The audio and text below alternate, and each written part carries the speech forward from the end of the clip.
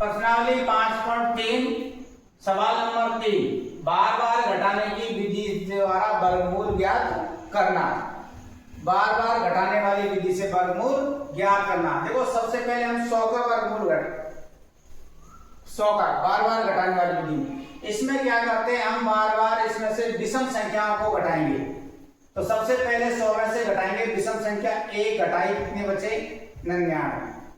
फिर 99 में से कितने घटाएंगे हम 3, कितने बचेंगे 99 में से 3 घटाए तो कितने बचेंगे 96। फिर 96 में से घटाएंगे हम कितने 5, कितने बचेंगे 91। फिर 91 में से घटाएंगे हम कितने 7, 91 में से हम घटाएंगे 7, फिर कितने बचेंगे 84। फिर हम घटाएंगे 84 में से घटाएंगे 9, 84 में से 9 घटाएंगे तब बचेंगे 75। 84 में से 9 घटाए कितने बचे 75। 75 में से अब घटाएंगे हम 11, कितने बचेंगे 64। अब 64 में से घटाएंगे कितने 13। तो ये प्रक्रिया हमको तब तक करनी है जब तक लास्ट में 0 नहीं आ जाए। अब देखो हम 64 में से घटाएंगे 13, कितने बचेंगे 51। अब 51 में से घटाएंगे हम 15, 51 में से 15 घटाएंगे तो कितने बचेंगे 36। अब 36 में से घटाएंगे हम 17, कितने बचेंगे 36 में से 17 घटाए तो 19।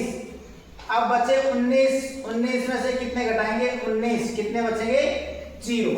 यानी ये प्रक्रिया हमको तब तक करनी है जब लास्ट में 0 आ जाए। कोई सी भी संख्या दी हुई हो आपको जब तक घटाना है विषम संख्या ही घटानी है। देखो 1, 3, 5, 7, 9, 11, 13, 15, 17, 19 ऐसे अगर बड़ी संख्या है तो आगे तक चलना है। अब ये कितनी संख्या हो गई देखो 1, 2, 3, 4, 5, 6, 7, यहां से 1, 2, 3, 4, 5, 6, 7, 8, 9 और 10। कितनी बार घटाया हमने 10 बार।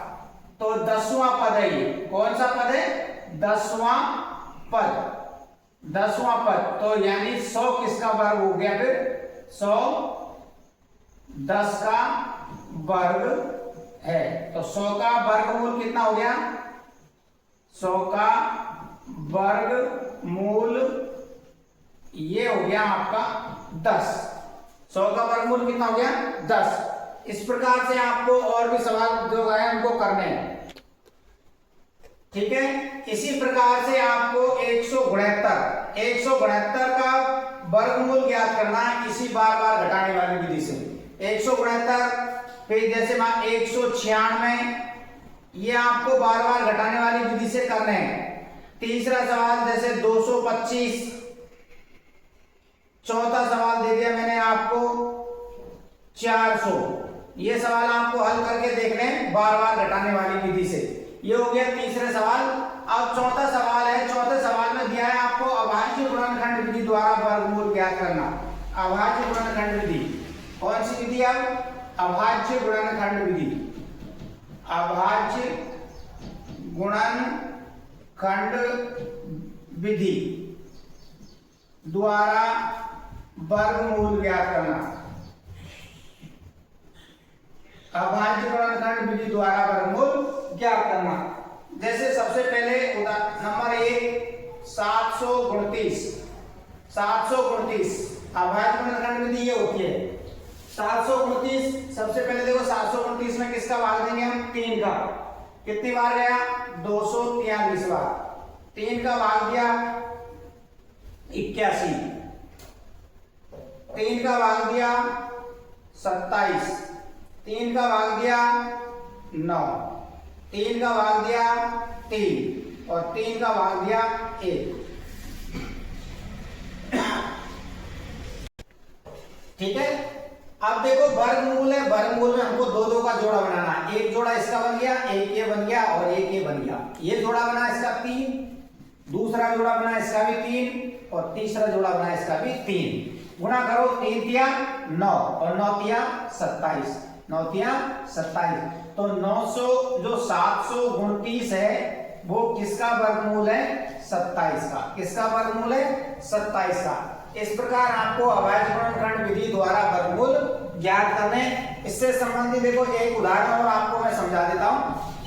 सारे सवालों को ऐसे ही करने हैं। जैसे सवाल ये है आपका 400, 2 का भाग दिया 200, 2 का भाग दिया 100, 2 का भाग दिया 50, 2 का भाग दिया 25, 2 का भाग दिया 2 का भाग नहीं 5 का भाग, 25 में किसका भाग देंगे 5 का, 5 बार, और 5 का भाग दिया 5 में 1 बार। वर्गमूल है इसलिए 2 का जोड़ा बनाना, एक जोड़ा आपका ये बन गया, एक जोड़ा ये बन गया, एक जोड़ा ये बन गया। पहला जोड़ा 2 का, दूसरा भी 2 का, और तीसरा भी 5 का। गुणा करो, 2 दूनी 4 और 4 पंजो 20, कितना आया 20।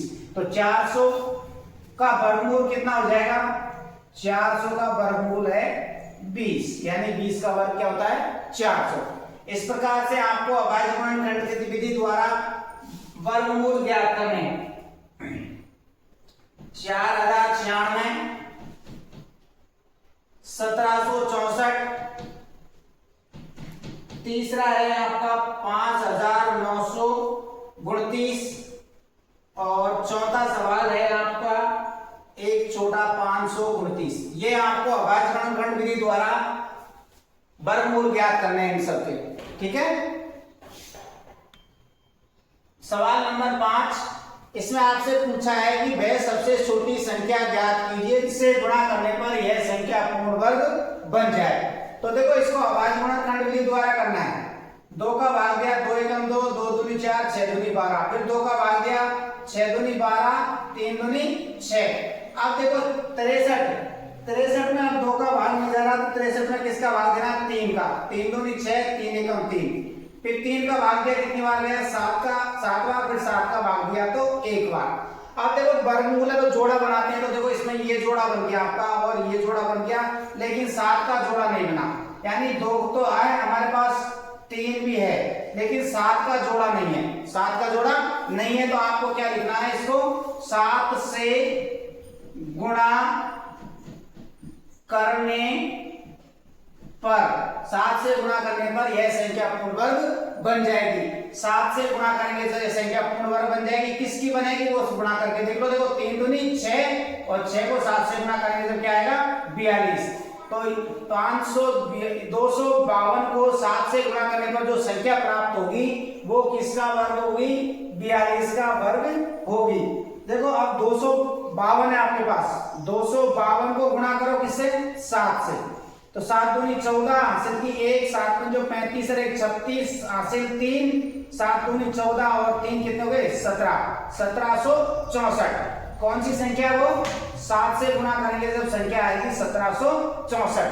1764 का अगर आप वर्गमूल ज्ञात करेंगे 1764 का, तो ये उत्तर आएगा आपका 42। क्या आएगा 42।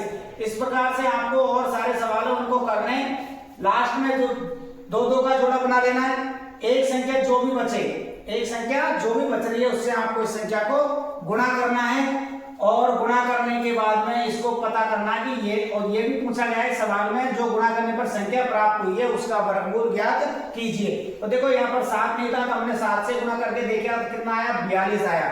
252 को 42 से 7 से गुणा करते हैं तो कितना आता है 1764, जो किसका वर्ग है 42, जिसका वर्गमूल क्या है 42 है। चलो इससे संबंधित एक सवाल और समझा देता हूं मैं आपको। वह संख्या छोटी से छोटी संख्या ज्ञात करने वाला सवाल है। तो एक अगला सवाल देखो, अगला सवाल है 1008। 1008 इसको देखो, अब सबसे पहले हमने 2 का भाग दिया, 5 दूनी 10, 0 की 0, 2 दूनी 4 दूनी 8, 2 का भाग दिया 2 दूनी 4, 1 बच गया, 5 दूनी 10 और 2 दूनी 4। फिर हमने 2 का भाग दिया, इसमें 2 का भाग देंगे कितनी बार गया 126। 2 का भाग दिया हमने, इसमें कितनी बार गया 63 बार। अब 63 में हम भाग देंगे किसका 3 का, 63 में नहीं 63 में 6 दूनी 12, 3 दूनी 6, 63 आ गया। 63 में भाग देंगे 3 का, कितनी बार गया 21 बार। फिर इसमें 21 में 3 का भाग देंगे कितनी बार गया 7 बार। अब 7 में किसका भाग देंगे 7 का, तो कितनी बार गया 1 बार। देखो एक जोड़ा आपका ये बन गया, एक जोड़ा ये बन गया, एक जोड़ा ये बन गया, 7 का जोड़ा नहीं बना। तो देखो यहाँ 2 और 2 और 3 और देखो यहाँ पर 7 का जोड़ा नहीं बना है, तो यानी 1008 को हमको किससे गुणा करना पड़ेगा? 7 से गुणा करना पड़ेगा। यहाँ लिखना है 7 से गुणा करने पर, 7 से गुणा करने पर, 7 से गुणा करने पर 1008 पूर्ण वर्ग संख्या बनेगी। अब गुणा करके देख लो, 1008 को गुणा करेंगे अपन 7 से, 8 गुणा 7 का वो 56, 0 और 7, यानी 7056 वह संख्या है जो पूर्ण वर्ग होगी। अब 7 से इसको गुणा करके देख लो, यहाँ पर पता चल जाएगा कि 7056 किसका वर्ग है। तो देखो 2 दूनी 4, 4 को 3 से गुणा करेंगे, 4 किया 12, 12 को 7 से गुणा करो, 12 7 84, तो 84 का जो 7056 का वर्गमूल क्या है? 84। इसका वर्गमूल कितना आएगा? 84। इस प्रकार से देखो आपको और सवाल है इसके, उनको आपको हल करना है। कई सारे सवाल है, हल करके देखो आप। पहला सवाल है 2028, दूसरा सवाल है आपका 1458, अगला सवाल है आपका 7768। इनको आपको हल करके देखना है इसी विधि से, अभाज्यखंड विधि से कौन सी संख्या से गुणा करना पड़ेगा और उसका वर्गमूल भी आपको ज्ञात करना है। ये आपकी 5.3 प्रश्नावली के 5वां सवाल था। ठीक है।